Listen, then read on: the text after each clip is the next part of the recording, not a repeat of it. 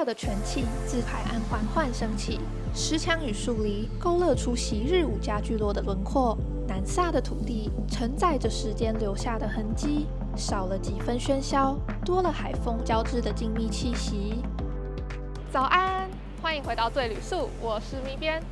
上一集有带大家玩了鹿儿岛市区的行程，那这一集啊，我们就要往南，从鹿儿岛中央车站出发的指宿一日游以及芝兰一日游行程。所以，如果你在鹿儿岛停留时间比较长，或是想要更深入的探索这个地方的历史还有自然风貌的话，那这支影片就一定要看到最后哦。那从这边要如何前往指宿呢？虽然说自驾一定会是最方便的。不过呢，我们今天也会帮大家带到大众运输前往指宿的方式。最常见的呢，就是搭乘 JR 的指宿整齐线，从鹿儿岛中央车站直达指宿站，车程大约1个多小时。不过，如果你是第一次来指宿的话，我会非常推荐大家可以搭乘观光列车指宿御守乡。它是以童话福岛太郎为概念设计的车厢。黑白双色的车身，重点是它全程都是面海，可以看到锦江湾还有樱岛的景色，非常漂亮。列车上也充满了巧思哦。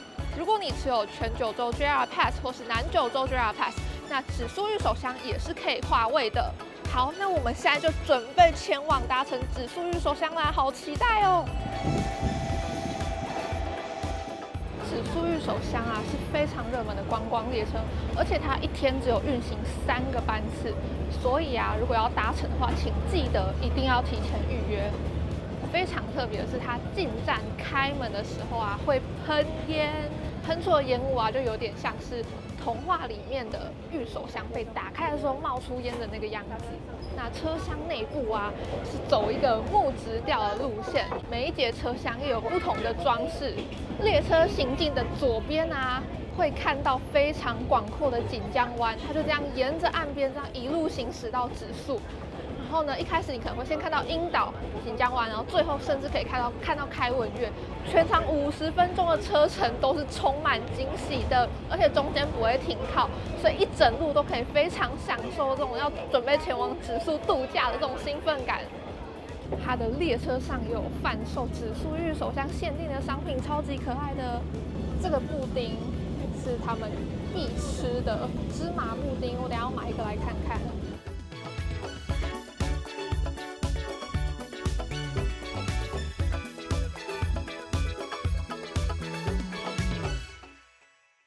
我们现在已经抵达指宿啦。那在指宿内要如何移动呢？在车站旁边的这个观光案内所购买1日或是2日的指宿巴士乘车券。这个观光巴士会经过像是知林岛、赌基的金河全家，或者是沙屿、开文月等等指宿知名的观光景点。如果你是有携带大件行李的话，然后想要搭乘巴士先去游览指宿，但不知道这个行李要怎么办的话呢，在观光案内所它也有帮你把行李寄送到饭店的服务哦。因为巴士的班次相对是比较少的，所以如果想要比较自由的在指宿内移动的话，还是会建议用租车的方式。那从车站出来右手边，马上就可以看到有一间 Toyota Rent-A-Car 了，就提供给大家参考喽。小亮点跟大家分享，看这个是伊布的人孔盖。整个鹿儿岛啊，其实只有指宿有宝可梦的人孔盖哦，而且在指宿其实总共有9个伊布的人孔盖。那最好找的当然就是从车站一出来，稍微右手边就可以看到这个伊布，坐标就放这边给大家参考，有兴趣的人可以收集看看哦。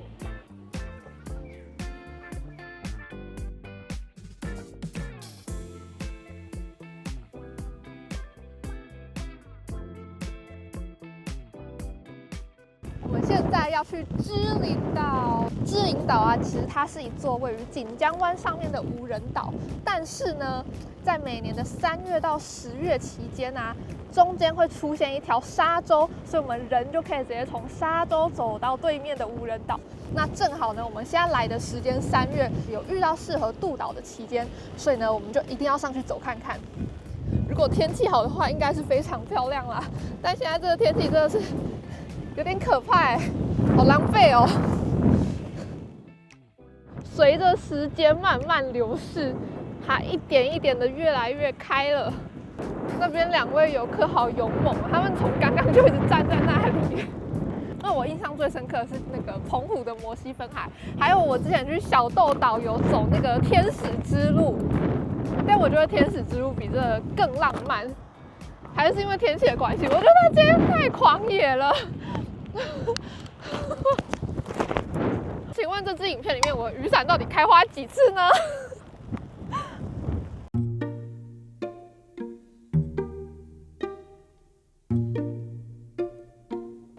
刚刚连起来的这边已经打开了，现在看起来差不多了，我们就走过去吧。沙子软软的，湿湿软软的，两边都打开了哎，它开的范围算是蛮大的耶。刚刚本来想说会不会有点危险，但其实这个沙洲还算是蛮宽广的。现在已经有好几组人走到对面了。啊，他走的哦，すごいですね。他说这个是爱心的贝壳。刚刚路边出现的叔叔把这个送给我，谢谢他。但应该是不能带回台湾吧，我们就把它留在这里啦。对。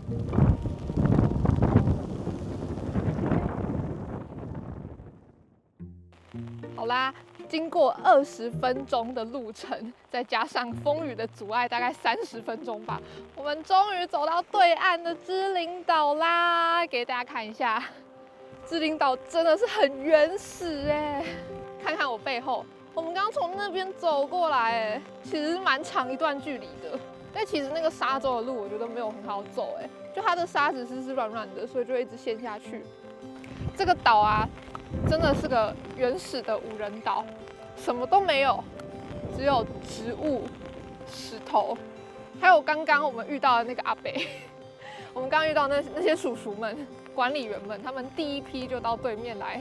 然后他这里还放椅子让你休息，好贴心哦。然后我发现他可以购买渡岛证明书，就是证明你有来这个芝林岛上面。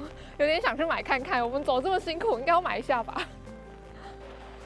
1枚100円ですね。綺麗ですね。他说这张拍得很漂亮吧？那是从对面那边山上拍下来的，一张100块，我觉得好像可以买一下。哒哒哒哒哒哒，我的渡岛证明书，好可爱哦！一张只要100块，我觉得作为一个登岛纪念，好像很值得买一下。他说这个岛其实是可以绕一圈，甚至是爬上去看风景，但是因为现在好像有石头崩落，所以就封路了，就没有办法上去了。可以给大家看一下，如果我可以上去的话，会看到这样子的景色。这个好像有一个展望台，然后可以从上面这样子俯瞰这个沙洲。虽然天气没有很好，但你看现在已经越来越多人走过来了。那休息一下，我们等下就要再往回走啦。想到还要再走20分钟，就好累哦。不会啦，景色还是很漂亮。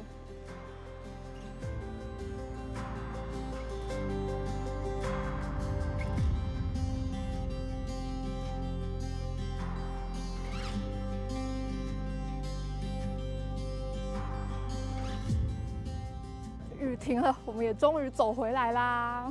芝林岛非常推荐，如果天气好的话，一定要来。它走过去啊，如果你还想要在岛上稍微晃晃，或者它可以上去看风景的话，我觉得来回这样子大概要留1个小时的时间会比较充裕。另外就是芝林岛，它的沙洲每天出现的时间都不太一样，大家出发前可以上官网确认哦。我把链接放在资讯栏，大家可以参考。那我们芝林岛就先到这边啦，准备去下一个景点，走。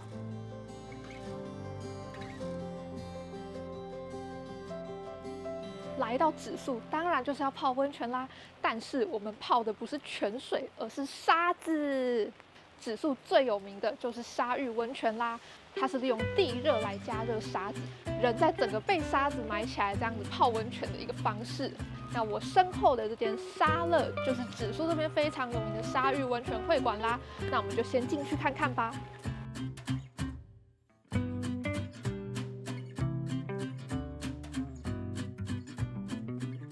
那有时候可能假日的话人会比较多，就会需要先抽整理券，那就是在这边这个机台按你需要的人数就可以先预约了。价钱的部分啊，可以看到这边，如果是沙蒸温泉，它里面其实还有包含一般的温泉，那大人是1500日币。那如果你只有要泡温泉的话，是800日币，这个就是没有沙蒸温泉，就单纯的温泉。这个价钱它其实还有包含浴衣的租借，不过呢，你的毛巾是需要自备的。如果你没有自备毛巾的话，你也可以在这里购买它的纪念毛巾，就要再多加300元。那我们现在拿到浴衣之后，就要准备去换装泡温泉啦。女汤的话，就是从左边这边进去；那男汤就是从右边。那进去之后就没有办法再拍摄喽，我们就等等见。据说在江户时代，渔民与居民就已经有埋沙取暖的习惯，不但可以消除疲劳，连身体的酸痛也会慢慢放松，才发展成现在的蒸沙温泉体验。我们泡完沙浴出来啦，先跟大家说明一下这边泡沙浴的流程。从女汤的入口进去之后啊，马上就会到一个更衣间。那在这边你要先换鞋子，然后把你身上的衣服全部都脱掉，然后换成他们这边的浴衣。换完之后，我们就会走到室外的沙浴场。泡完沙浴啊，沿着原路回来之后啊，你要先把你的浴衣全部都脱掉，所以你会在全身赤裸的状态下走进它的大浴场。那在大浴场，你可以选择可能先冲洗一下，然后稍微泡一下它的温泉，或者是你稍微就是冲洗一下就可以出来了。那出来之后就会回到我们原本的更衣间，在这边再换衣服。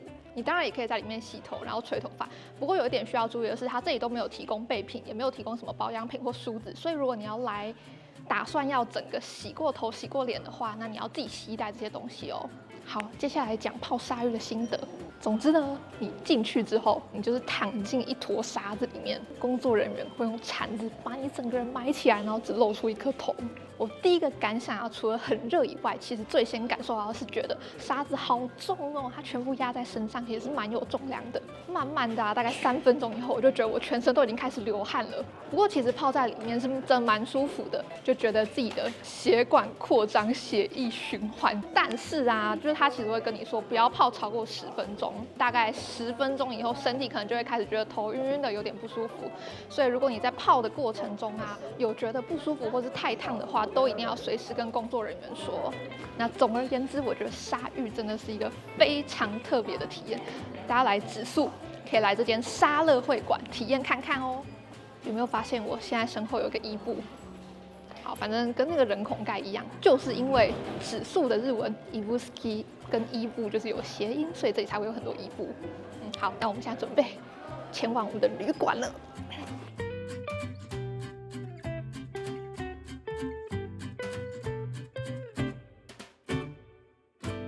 泡完沙浴以后啊，今晚我们就要入住锦江湾旁边的汤锦江楼。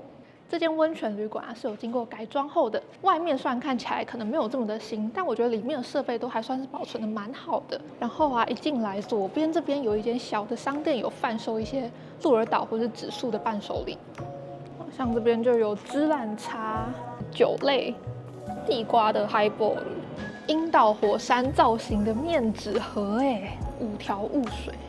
其实我觉得这里好像几乎可以买到一些比较重要的鹿儿岛伴手礼。如果不想再额外花时间找伴手礼的话，可以直接在旅馆这里面购买。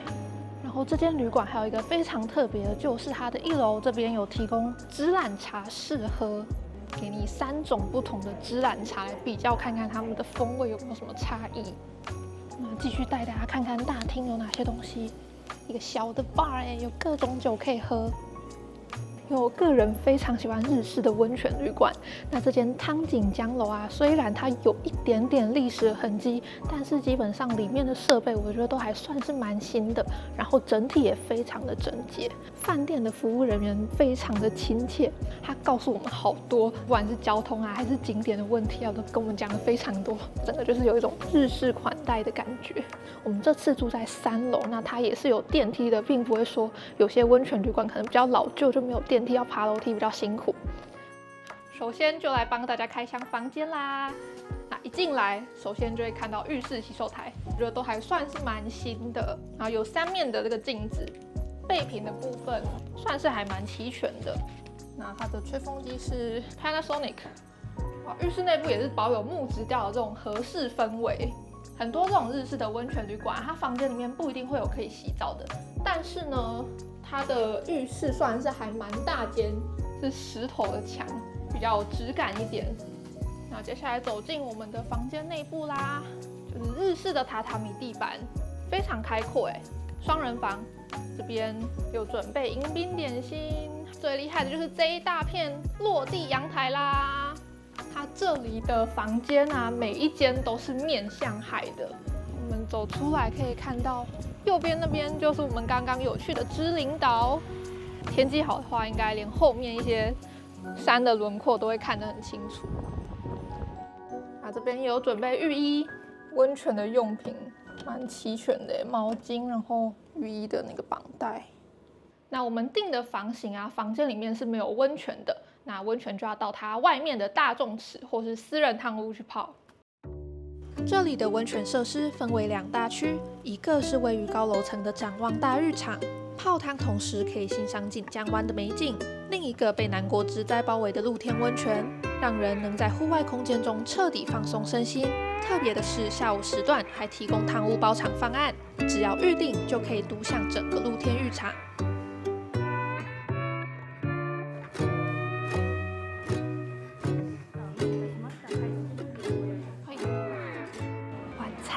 非常厉害，是他们的鹿儿岛黑猪涮涮锅的会席料理，超级丰盛。前菜有一些渍物、刺身，还有一些虾子。那这个是汤，饮料的话都是另外点的。不过餐前他要附上一杯美酒。那我现在来吃看看这个生鱼片，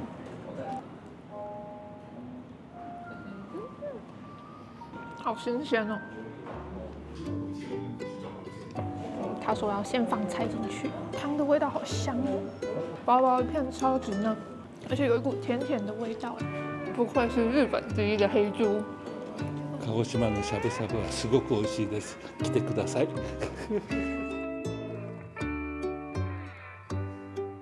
下一道呢是鹿儿岛的乡土料理鸡饭。那鸡饭啊，就是要把上面的这层料加到底下的饭，然后再把汤汁加进来。然后一起吃，上面的香菇跟蛋好甜哦。这样一整套的会席料理啊，从锦江湾的海鲜啊，到鹿儿岛盛产的黑豚，每一道都非常的精致，而且好好吃哦。这就是为什么我这么喜欢会席料理，每种东西都可以吃到一点点，然后整个吃完又不会太饱，稍后就可以去泡温泉啦。指宿的最后一个行程，当然就是要来泡温泉，好好放松一下啦。那这间温泉旅馆啊，他们的温泉是偏细酸的成分，也就是所谓的美人汤。泡完之后啊，皮肤会变得很光滑哦。这次指宿1天的行程啊，我们从非常漂亮的御守乡开始，抵达指宿后，先去了海上的芝林岛，看到非常特别的奇观，然后再去沙珍温泉体验了指宿这边世界上唯一的天然沙浴，最后呢，来到温泉饭店，享受一顿非常满足丰盛的会席料理，最后用泡汤来收尾。其实指宿还有非常多很棒的景点，像是号称萨摩富士的开文岳，还有九州第一大湖池田湖。这是因为时间的关系，就没有带大家一一走遍啦。更多南萨摩的美景就留给大家自己探索喽。我现在就要赶快去泡汤啦，大家晚安喽。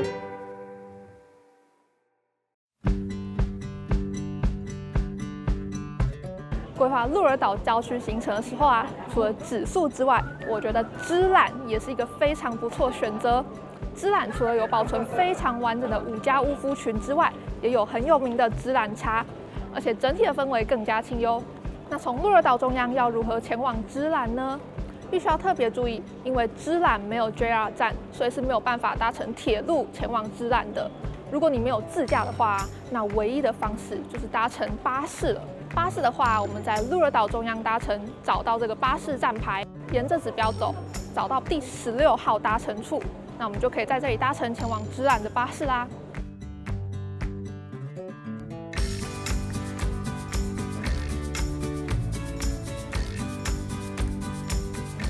来到芝兰啦，这里的五家屋夫啊，已经有大概300年的历史了，算是保存最完整的一个五家屋夫群哦，号称萨摩小京都。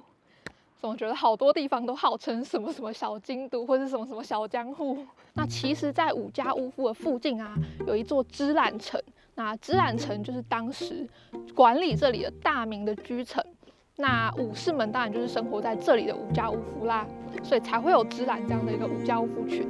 除了一些以前武士居住的住宅以外啊，它还有7个非常漂亮的庭园。那其中呢，只有这个森重间庭园，它是池泉式的庭园，也就是里面是真的有实地的泉水。那另外的6座庭园啊，都是枯山水形式的庭园。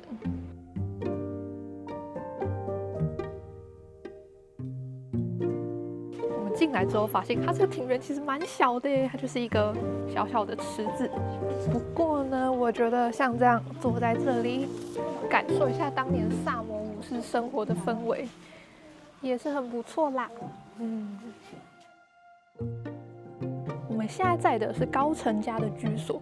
高城家呢，就是萨摩时候的江户武士啦。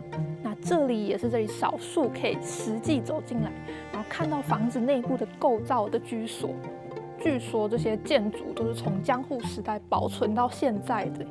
不过很可惜，这里没有办法进去，就站在外面这样子欣赏一下它的构造。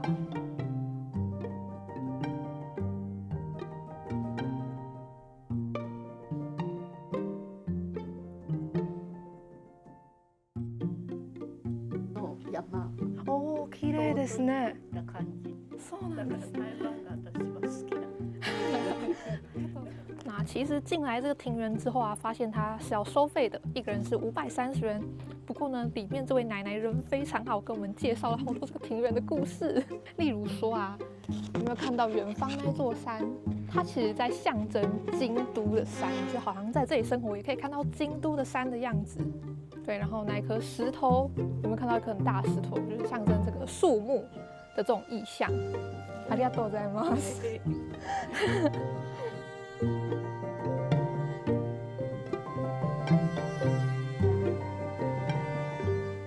那在整个知览五家屋夫啊，其实可以看到它都是用这种石墙还有树篱来当做它的墙壁。那除了就是很美观之外，其实也是因为它比较有防御的功能，所以才会看到这里这么一致的都是这样子的景色。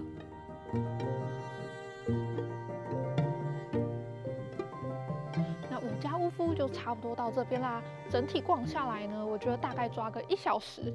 那它其实是一个蛮开放式的聚落，可能会有些人很疑惑，想说，要在哪里买票？它其实中途会设有几个可以买票的点，但是基本上呢，它的庭园都是可以自由进出参观的。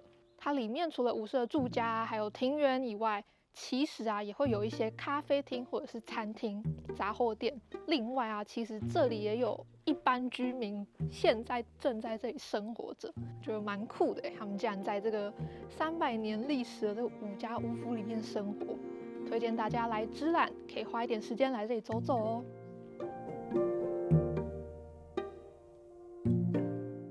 这里有一间非常厉害的，叫做高城安，它是用旧的五家屋夫改建而成的餐厅，然后里面有很多好吃的萨摩料理。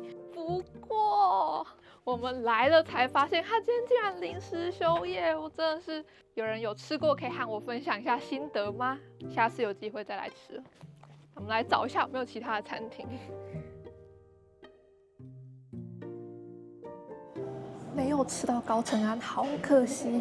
不过没关系，因为我们找到了一间非常漂亮、有质感的咖啡厅。这家咖啡厅啊，最特别的是它就建在这个河的旁边。它这边有一大片玻璃，你可以看到对岸的五家屋夫群。在这边吃的午餐超级享受。一进来啊，店员就会送上这个知览茶，清爽，完全不苦涩，而且还有一股淡淡的甘甜。那另外午餐的部分啊，我们点的是火腿起司三明治的套餐，另外还有一个汉堡。这个可不是普通的三明治跟汉堡哦，因为它里面含有知览茶的成分。那这个汉堡也是它的这个面包都是绿色的，也是因为它里面是有知览茶成分在哦。那另外套餐的话，还有一杯知览茶拿铁，好漂亮！来吃看看这个绿绿的三明治。面包好软好香，而且是厚的火腿，配上非常浓郁的起司。其实好像没有吃到什么孜然茶的味道但是非常好吃。除了刚刚我们饮恨没有吃到的高层安之外啊，这里其实也有像这样的比较偏西式的咖啡厅。那如果大家想要吃一些比较不一样的选择，或者可能不想再吃日式料理的话，那就可以来这间咖啡厅哦。因为五家屋夫的范围其实算是蛮大的，所以你走走逛逛，可能如果有点累了、肚子饿了，那就很适合找一间餐厅坐下来，这样慢慢的吃，慢慢的享受哦。参观完五家屋夫之后，走路啊，这附近有一间芝兰农园在这里可以买到许多芝兰茶的伴手礼，那也可以免费品茶，还可以吃到非常好吃的芝兰双麒麟哦。一进来之后啊，店员就非常热情的请我们试喝3种不同的芝兰茶。他说有这个6号，还有7号跟8号，让我们试喝看看。好温柔的茶哦，非常顺口哎。品茶试喝都是免费的哦，所以你可以先喝完之后，再看看你比较喜欢哪一个。旁边的茶叶也都可以带回家。点了一支芝兰抹茶双麒麟，哇，上面撒满了抹茶粉，感觉会呛到哎，好绿哦，好抹的感觉。吃看看。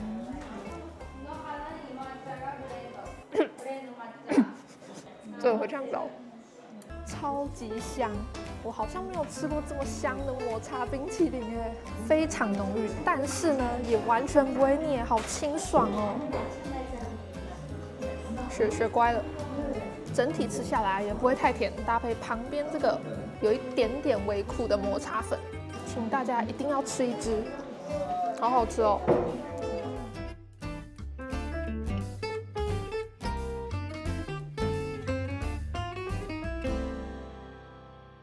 不知道大家有没有听过神风特攻队呢？那特攻队啊，其实是日本在2战的末期，因为处于劣势的战况之下而发展出来的一种作战模式。会有许多年轻的飞行员啊，他们驾驶着飞机，但是呢，他们的最终目的地是敌方的舰船。所以啊，这可以说是一趟100%会牺牲的飞行旅程。那芝兰这个地方啊，因为在2战的时候算是非常大的一个空军训练基地，当时特攻队他们的飞机也很多都是从这里起飞去作战的。我身后的这个芝兰特攻平和会馆啊，我们刚刚已经参观完了。那它馆内啊，除了最后的零式战斗机展示以外，都是没有办法拍照或是摄影的。其实参观完馆内，觉得心情真的是非常的沉重。它展示了当时队员的遗书啊、照片，甚至是他们当时佩戴的一些飞行帽啊、手套、勋章等等。那它里面也有影像来展示当时从初级到冲锋的一整个过程。2面长长的墙都是展示当时牺牲的队员的照片，因为他们前前后后有发动过很多次总攻击，每一次都会造成非常大量人数的牺牲。那看着那些照片，还有他们的遗书啊，就会觉得这一个一个生命都是曾经真实存在在历史上的人。在日本军国主义还有武士道的这种思想之下，当时真的造成了非常多年轻的生命消逝。现在看来可能会觉得非常的荒唐，但是呢，它在历史上就真的是有存在过的故事。那参观的过程中，其实也可以听到旁边的人就偶尔会有一些啜泣的声音。另外提到就是里面其实有一区展示的是当时从台湾那边出发的作战。因为当时啊，冲绳战的时候，台湾也是一个基地，所以里面其实有相关的展示。我们今天是礼拜1来，其实里面我觉得算是非常多人几乎都是日本人，那也有一些学生团体。那出来之后，这边有一个护国神社，还有观音堂。那再走出来外面，这边有展示一些当时的战斗机。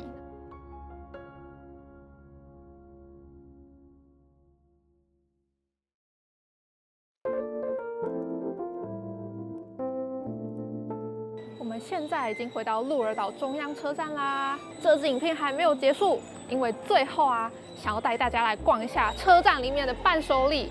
在这边啊，其实可以买到非常多鹿儿岛这边的特产跟伴手礼。一进来就看到了白熊冰，白熊冰没有办法带回去嘛，所以就也有其他的选择。这间名食屋是鹿儿岛非常有名的甜点店，专门贩售的就是青羹这个东西。那青羹呢，它是用糯米还有山药制成的，有一点像羊羹，但是它的口感更轻盈，所以叫做青羹。来到鹿儿岛，当然要带一只萨摩烧粥回去吧，因为鹿儿岛盛产地瓜，所以他们的烧粥是用地瓜制成的。这家萨摩蒸汽屋也是非常有名的伴手礼，它是有点类似卡士达馒头，大人小孩都会喜欢的甜点。这个是上面是西乡隆盛的头，紫地瓜跟黄色地瓜。这里有卖芝兰的茶，所以如果你没有时间去芝兰的话，在鹿儿岛中央车站也是可以买到芝兰的茶哦。这2集帮大家介绍了鹿儿岛市区还有郊区的行程，希望对大家有帮助喽。还没有看上一集的人，可以赶快去看，复习一下。最后的最后，醉旅宿未来当然也会持续产出更多好内容给大家的，我们会继续带大家探索日本的各个地方。别忘了按赞、订阅、分享给你的朋友。如果你还有想看什么内容，或是哪里的旅游主题的话，都欢迎在下面的留言栏告诉我们。那我们就下次的旅程再见啦，拜拜。